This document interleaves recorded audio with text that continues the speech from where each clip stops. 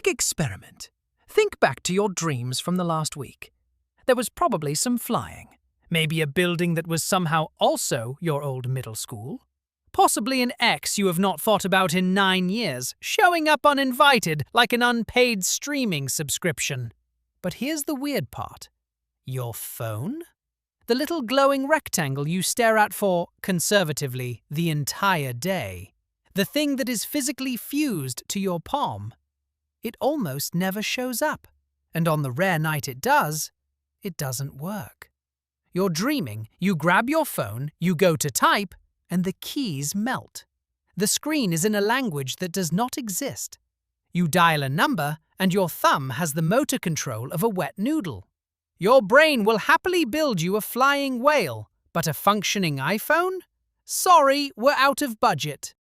I'm Mr. Q, and today we're answering the dumb question that is secretly a great question. Why does your brain refuse to render your phone? And, full disclosure, why the popular answer to this is about 30% nonsense. But a fun 30%. Stick around. So, there's this theory floating around the internet, and I want you to imagine it being explained by a very confident guy at a party who has had exactly enough beers to sound smart. The theory goes like this. Making a dream, he says, is basically making a movie. Your brain is the director, and before any movie gets made, the director needs raw footage. Images, faces, places, vibes. According to this theory, one half of your brain is the artsy one that hands over all the pretty pictures, and the other half is the nerdy one that processes words and reading and texting. And here's the punchline of the theory. Scrolling your phone is filed under reading and words. It's a language activity. So the artsy half just never sends any phone footage to the editing room. No footage, no scene. The phone gets cut before it's even shot. It's a beautiful explanation. It is also, I have to tell you, kind of busted.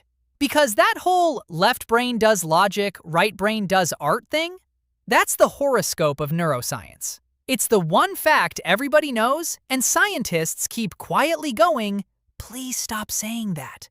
Your brain does not split chores like two roommates with a passive-aggressive chore chart. But don't throw out the whole party guy yet, because the next part of his theory, that one's actually got legs. Reason number 2. Your brain is lazy. And honestly, respect. Here's a stat that should genuinely rearrange your face a little. Your brain is about 2% of your body weight. And it eats up 1/5 of your entire energy budget just existing. Just sitting there. The world's most expensive houseplant. So it's on a permanent austerity program, cutting corners everywhere. And when Make a Dream Tonight hits the inbox, it does the bare minimum and ships it. Now think about what a phone actually is to render.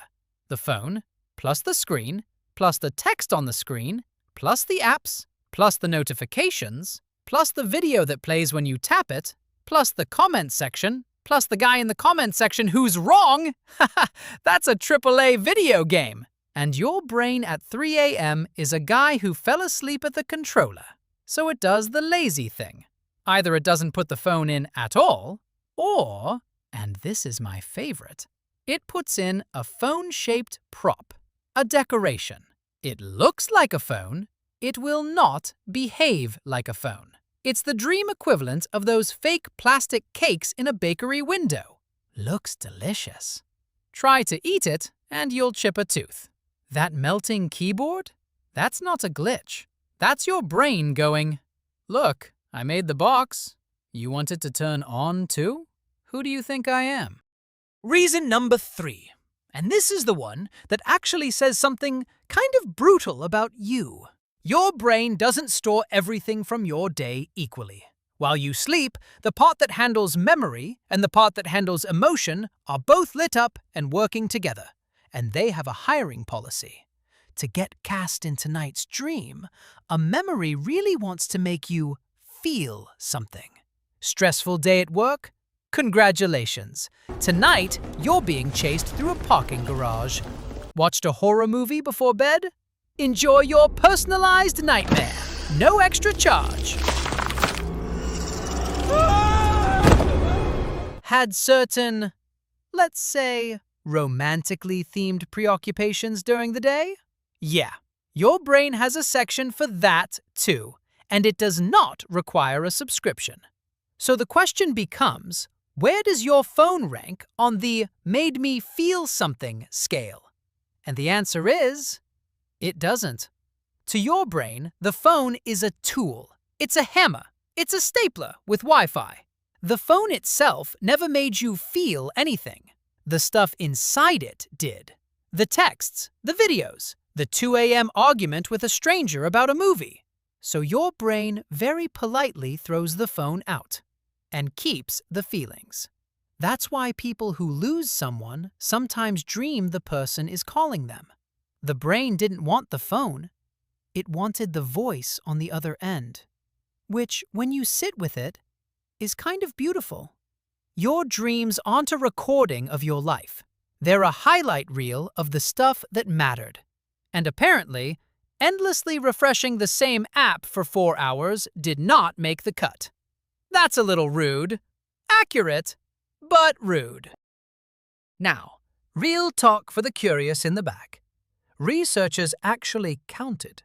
Phones show up in about 3.5% of women's dreams and 2.7% of men's. So even asleep, guys are worse at replying to texts. The point is, it's not zero.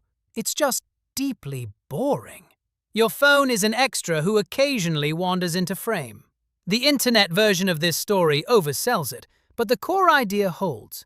Your brain budgets, and your phone is the first thing it cuts. Okay, last thing, because I know what you're thinking. If I'm the director of this movie, how do I get the final cut?